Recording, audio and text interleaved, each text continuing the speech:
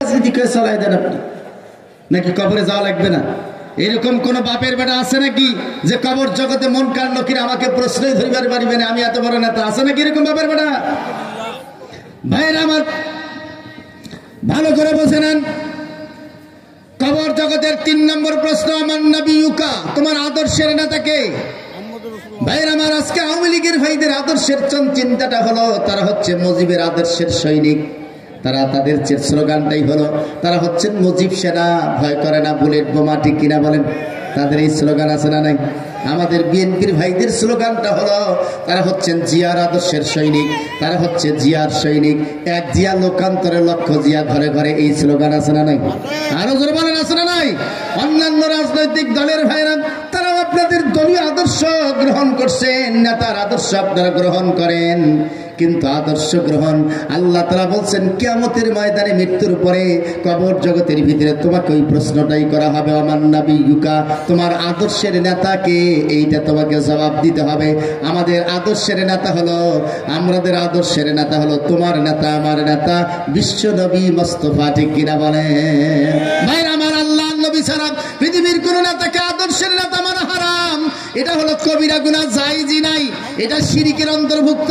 লাকাদ কানা লাকুম ফি রাসূলিল্লাহি উসওয়াতুন হাসানা। আল্লাহ তাআলা বললেন একমাত্র তোমাদের রাসূলকে আদর্শের নেতা মানতে হবে। কিয়ামত পর্যন্ত রাসূল ছাড়া পৃথিবীর কোন নেতাকে আদর্শের নেতা মানা জায়েজ নাই। এটা হারাম, এটা কবিরা গুনাহ, এটা শিরকিয়াতের অন্তর্ভুক্ত।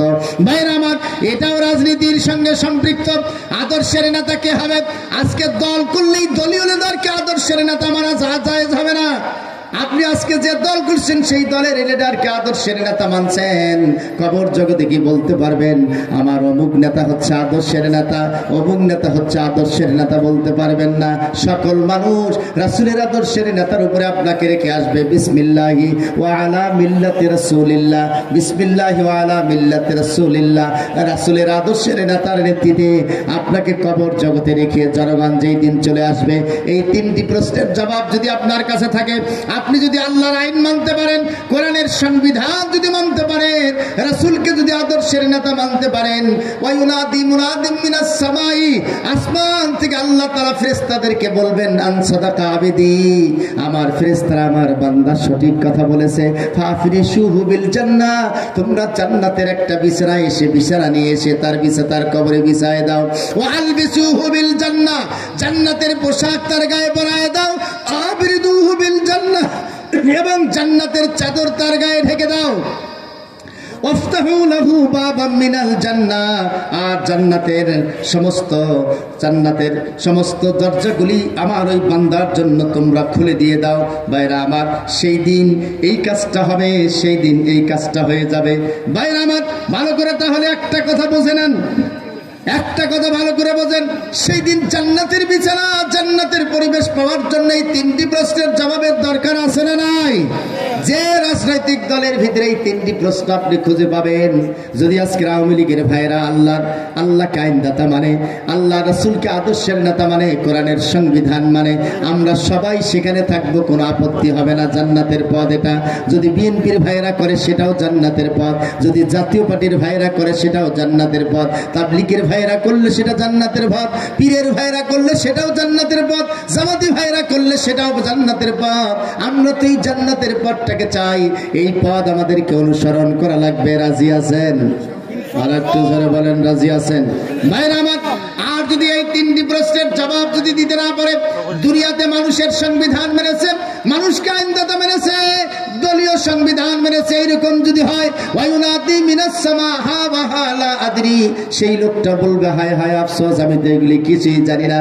ওয়ায়ুনাদি মুনাদিম মিনাস সামা ইয়ান কাযাবা আবদি, হাদিস শরীফের ভিতরে আসছে, আল্লাহ রাসূল বলেছেন যে সেই দিন বলা হবে, আসমান থেকে একটি আওয়াজ দিয়ে ফেরেশতাদেরকে বলা হবে যে সেই আমার এই বান্দা মিথ্যা কথা বলছে, সে আসলে মানুষের আদর্শ মেনেছে, নেতার আদর্শ মেনেছে, নেতার সংবিধান মেনেছে, দলীয় সংবিধান মেনেছে।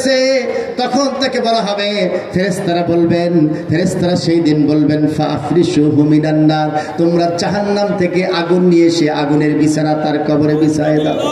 ওয়া আলবিসুহু মিনান নার, জাহান্নামের আগুন দিয়ে তার পোশাকটা পরায় দাও। আবরিদুহু মিনান নার, জাহান্নামের জাহান্নামের আগুনের চাদর দিয়ে এই বেচারাকে ঢেকে দাও।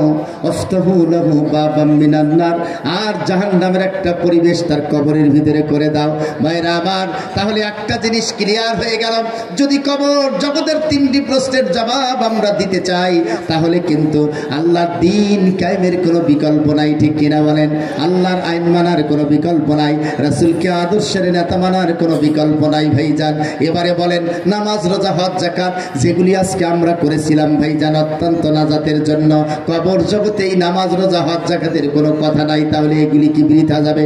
না ভাইজান, বৃথা যাবে না। আপনার এখনো সামনে 2টা জগৎ। কয়টা জগৎ? প্রত্যেকটা মানুষকে 5টা জগতে থাকতে হবে। আমাদের পূর্বে 2টা জগৎ চলে গেছে, সামনে 2টা জগৎ আছে। প্রথম জগৎটা হলো আলমে আরওয়াহ, রূহের জগতে ছিলাম। সেইখান থেকে আল্লাহ তাআলা মায়ের গর্ভে নিয়ে এসেছেন, যেটাকে বলা হয় আলমে আরহাম। তৃতীয় জগতে বর্তমান অবস্থান করছি আলমে আসবাব। এই জগৎটাই হলো খেলাফতের জগৎ। এরপরে আমাদেরকে চতুর্থ জগতে যেতে হবে, আলমে বারজাখ, কবরের জগৎ। এরপরে আমাদেরকে ইয়াউমাল কিয়ামাত, হাসরের ভিতরে উঠানো হবে। হাসরের ময়দানে প্রত্যেকটা মানুষের খেলাফতের ব্যাপারে কোনো প্রশ্ন করা হবে না।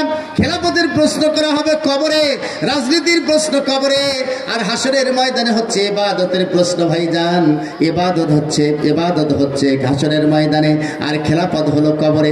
হাসরের ময়দানে আপনার নামাজকে ওজন করা হবে, আপনার রোজাকে ওজন করা হবে। রোজার সব কতটুকু পেয়েছেন, নামাজের সব কতটুকু হয়েছে, যাকাতের সব কতটুকু হয়েছে, তাসবির সব কতটুকু হয়েছে, সব আমল নামাগুলিকে ওজন করা হবে। আবার পাপগুলিকে ওজন করা হবে। আপনার মিথ্যার পাপ কতটুকু ছিল, জেনার পাপ কতটুকু ছিল, খারাপের পাপ কতটুকু ছিল, আর সব পাপগুলিকে আপনার ওজন করা হবে। ফামাইয়ামাল মিসকালা যাররাতিন খায়রান ইয়ারা, সমস্ত পাপ এবং করুণা আপনাকে সেই দিন দেখানো হবে। ওয়ামান সাকুলাত মাওয়াজিনুহু ফাহুয়া ফি ঈশাতির রাদিয়া ওয়া আম্মা মান খাফফাত মাওয়াজিনুহু ফাউম্মুহু হাবিয়া ওয়া মা আদরাকা মা হিয়া নারুন হামিয়া। কিয়ামতের ময়দানে আপনার আমার সমস্ত নামাজ, রোজা, হজ, যাকাত গুলিকে ওজন করা হবে, পাপগুলিকে ওজন করা হবে। ফামান সেই দিন যার নেকির পাল্লাটা ভারী হবে। মাওয়াজিনুহু, ফামান সাকুলাত মাওয়াজিনুহু, যার নেকির পাল্লাটা ভারী হবে, ফাহুয়া ফি ঈশাতির রাদিয়া, তাকে আল্লাহ তাআলা সবচেয়ে সন্তুষ্ট চিত্ত জায়গা জান্নাতের ভিতরে দিয়ে দেবেন। আমান খাফফাত মাওয়াজিনুহু, যার নেকির পাল্লাটা কম হবে, পাপটাই বেশি হবে ওজনের ভিতরে, আল্লাহ তাআলা সেই ব্যক্তিকে ফাউম্মুহু হাবিয়া, হাবিয়া নামক দোজখের ভিতরে ঢুকাই দেবে। আল্লাহ ফেরেশতাদেরকে বলবে, খুযুহু ফাকুল্লুহু সুম্মাল জাহিমা সাল্লুহু, তোমরা তাকে ধরো, বেরি পড়াও, পাকড়াও করো, মাথাটা নিষ্পাস্য করে জাহান্নামের ভিতরে নিক্ষেপ করে দাও। ভাইরা আমার, তাহলে একটা কথা ক্লিয়ার আপনাদের বুঝতে হবে, খেলাফতটা হলো কবর জগতে, ইবাদত হলো হাসরের ময়দানে। আমাদের কয়টা সৃষ্টির উদ্দেশ্য, কয়টা? আর একটু জোরে বলেন। একটা হলো খেলাফত, আর একটা ইবাদত। খেলাফত আগে, ইবাদত পরে। খেলাফত হচ্ছে জান্নাতের সঙ্গে সম্পৃক্ত ভাইজান।